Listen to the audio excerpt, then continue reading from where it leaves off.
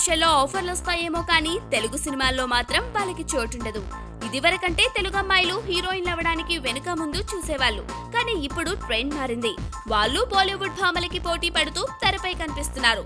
Glamour విషయంలోనూ అసలు ఏ మాత్రం లోటు రానియడం లేదు. కానీ మన దర్శక నిర్మాతలే వాళ్ళని నిర్లక్ష్యం చేస్తున్నారు. చెంకలోనే పెట్టుకుని ఊరంతా తిరిగినట్టు మన దగ్గరే హీరోయిన్లున్నా మొత్తం దేశమంతా చుట్టొస్తుంటారు. ఇటీవల కాలంలో హీరోలంతా సినిమాలతో బిజీ అవడంతో హీరోయిన్ల సమస్య తీవ్రమైంది. ఇలాంటి పరిస్థితుల్లోనూ తెలుగు అమ్మాయిలకి ఆఫర్లు రాకపోవడం గమనార్హం. అసలు ఇండస్ట్రీ ఆ దిశగా ఆలోచించకపోవడమే లేదనిపిస్తోంది.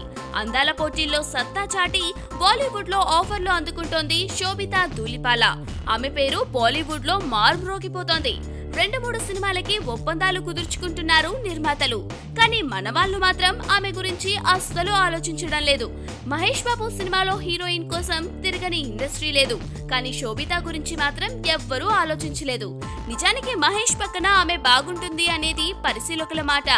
రామన్ రాఘవ్ 2.0 అనే హిందీ సినిమాతో ఇటీవలే ఆమె ప్రేక్షకుల ముందుకొచ్చింది. ఆమె నటన బాలీవుడ్ వర్గాలని ఆకట్టుకుంది. మరి తెలుగు జనాల దృష్టిలో ఎప్పుడు పడుతుందనేది ఇప్పుడు ప్రశ్న.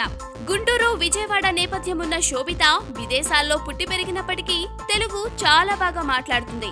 గ్లామర్ ప్రపంచం నుంచి వచ్చింది. ఇక తెలుగు సినిమా హీరోయిన్ కావడానికి అంతకంటే అర్హతలు ఏముండాలి? మరి ఆమె తెలుగు తెరపై కనిపించేది ఎప్పుడో?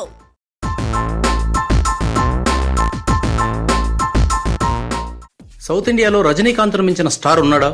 బాక్సాఫీస్ స్టామినా విషయంలో ఆయన ముందు ఎవరూ నిలవజాలరు. కొన్ని విషయాల్లో బాలీవుడ్ సూపర్ స్టార్లు కూడా ఆయన ముందు దిగదుడిపే. అయితే చాలా విషయాల్లో రజనీకాంత్ డామినేషన్ ఉన్న మాట వాస్తవమే, కానీ ఒక్క అమెరికా మార్కెట్ విషయంలో మాత్రం తెలుగు హీరోలదే పైచేయి. మన స్టార్ హీరోల సినిమా హక్కులు అక్కడ 10 కోట్లకు తక్కువ కాకుండా పలుకుతున్నాయి. ముఖ్యంగా మహేష్ బాబు సినిమా అంటే డిమాండ్ మామూలుగా ఉండదు. మొన్న బ్రహ్మోత్సవం సినిమా అమెరికా, కెనడా హక్కుల్ని ఒక ఆయన 13.5 కోట్లకు కొన్నాడు. ఆ సినిమా ఫలితం ఎలా ఉన్నప్పటికీ మహేష్ బాబు తర్వాత సినిమా కూడా అదే రేటు పలికే అవకాశం ఉంది.